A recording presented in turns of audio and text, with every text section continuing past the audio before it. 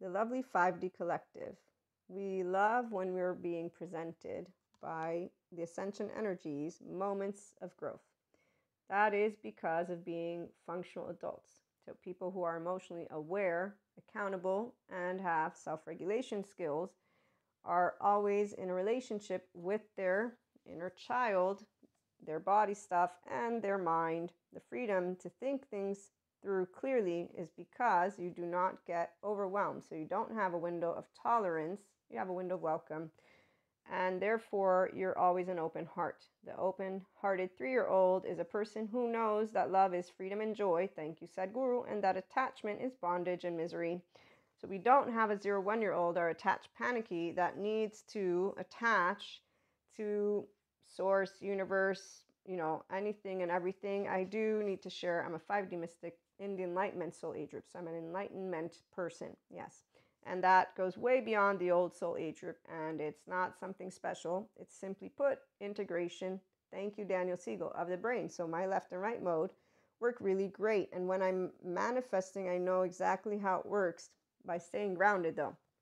I don't need to create like time bender or Elsa type stories, which instead we have the 4D4. So people who remain Cusco's, squirrels from Cusco land, they don't move into becoming a Pacha, so they don't become their whole 3-year-old heart, which this means that they don't look to the past and say, wow, look at how much I've learned about myself and about the people from my oversoul, my twin flames, my soulmates, everything. Let me see what else I can go and discover in the world. This is where a person who has their own ability to be a safe haven regulate. So we know how to self-regulate our nervous system without doing the drugging, the fucking, the drinking, or any fooding or procrastinating. We don't do any of what a shame cycle involves. Inner critic and outer critic. Our brain is not our enemy. Our mind, our brain, we have bilateral integration, not impaired. So we don't have unfinished business that we're unaware of, which is why when we're balancing our scales, thank you, universe, we're not looking to the past with 4D language of, oh no, I built karma or not karma. We don't dehumanize and objectify our relationships. We allow ourselves to remember always, I'm manifesting every single day what I have chosen. No, not really. Yes and no. So we'll get into that in a minute. Again, secure attachment people have a whole self. So we stay grounded in our lovely brain. That's the prefrontal cortex. Again, I should specify. When you have integration, your left and right, the left is the chit chatter. Thank you, Daniel Siegel. The right is where anything from in here, which would be, first of all, your 0-1-year-old attached panicky, your 3 to 7 shame submissive, freeze of all ages, flight 11, 12, and fight 14, 15, 16. That's all the karma stuff. So as Sadhguru shares, karma is reactivity. While if you're conscious, you're not doing karma, you're doing dharma. This is where I share. And that's why I bring spirituality, and human elements together as a 5D mystic in the Enlightenment Soul Age group. In fact, we don't consider anyone not capable of being here because you don't have laundry in your body. You have what are called child parts, charges. They're very much explainable. I'm also attachment trauma informed. I have a bunch of courses that I've taken, continue to take. Sue Martin is my lovely teacher from Somatopia. That lovely, forget if it's the trauma basic. I got 2 of them. But long story short, she's the one who shares all of these charge states. I like that.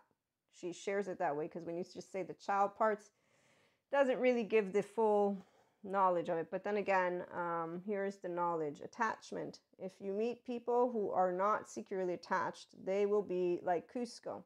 Adaptive children, so that shame cycle, that's why they lie. That's why they don't know how to talk. Low self-esteem, indirect communicators, passive-aggressive, the ones who don't know boundaries.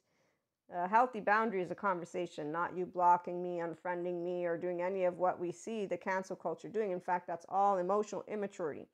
And they don't have a good therapist who's explaining to them, hey, when you're presented with the opportunity to become an emotional grown-up, here, let me explain it to you. But some people, that's where they're not motivated to get out of their teenager attitude. So for the basic, if you have secure attachment, you're still going to have the charge state of your 14, 15, 16 leading the way, unless you realize with your higher self, I don't need to go on Elsa's journey. I'm the one I've been looking for. Basically, you say, I want to live life according to how I hold my heart body, my value body, my energy body, my physical, my mental. Basically, you choose what kind of person do you want to be. How do you want to talk? How do you want to walk? Thank you, Jesus. I learned from Jesus how I wanted to walk and talk. And see a lot of people liking to use a name. I don't see them forgiving. I don't see them turning the other cheek. I, in fact, don't see them. Blessed are those who believe without seeing. I see a lot of people just use the name, and then they use ancient textbooks to continue doing what actually has been defined by somebody, which humored me when they said this. Because I'm thinking, you are doing exactly what you just defined. Are you a demonic spirit, therefore? Demonic spirit, by definition, seeks to hurt, kill, divide, demoralize any people.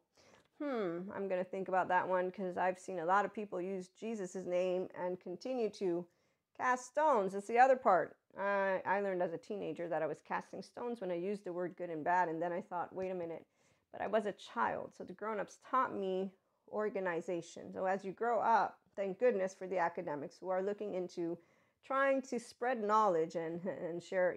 We really need to stop saying that humans are inherently good or bad or good or evil, because it's not true.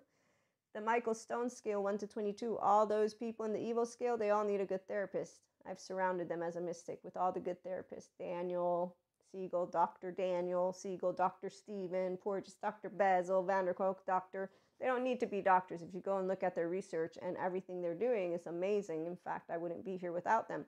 Janina Fisher, thank you for her lovely quote on behavior. Should not be pathologized. Help people understand it. There's some really bad therapists out there. They don't believe in their colleagues' findings. In fact, when you find a teenager, what they're doing, they're actually trying to dismantle. No, they're not trying. They don't like, for some reason, they refuse to understand what it means to be compassionate. Oh, I forgot.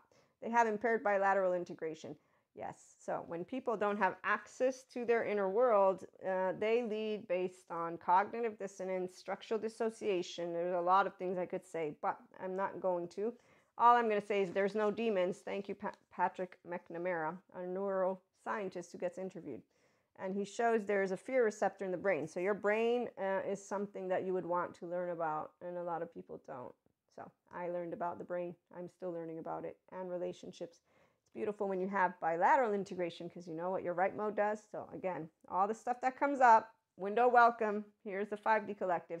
And we say, you know what, I'm not going to project it. That's why we're pachas. So we say we love you, and we mean it, which means we don't take it back. Not even a little bit, which is why we don't do karma, which is also why we don't have sagas with our twin flames. Oh, the 4D did a whole bunch of stuff with that one. We know that the most precious thing is life itself. Thank you, Sadhguru. And we won't realize it at our deathbed. We do it now. Okay, so again, love is free. Love is joyful. Anyone who has their 0-1-year-old in the forefront, and that's who I'm talking to right now, they're like, okay, bring it on. Because with all the good attachment information, people, thank you, Patrick Tiahan, childhood trauma survivor, healed and healing, as he shares his childhood trauma regret is that it made him unkind. He also shares how it took him time in therapy to make sure he would not date beneath himself, and that he would not chase people. So he learned to reparent himself, and then to become emotionally available to actually emotionally healthy, available people, 5D collective. So we don't chase people, by the way. That's why we don't have a saga with twin flames. We overflow with our humanity. Thank you, Sadhguru. That's why divinity has to descend. And again, divinity, it's a sphere of energy, which is amazing, by the way. So let me go somewhere else, because I wanted to share with you all Gabor Mate. As he points out, kids need to be lovingly accepted, not to have to work for love, and allowed to express all their basic emotions. And when that happens, you got a whole 3-year-old heart right here.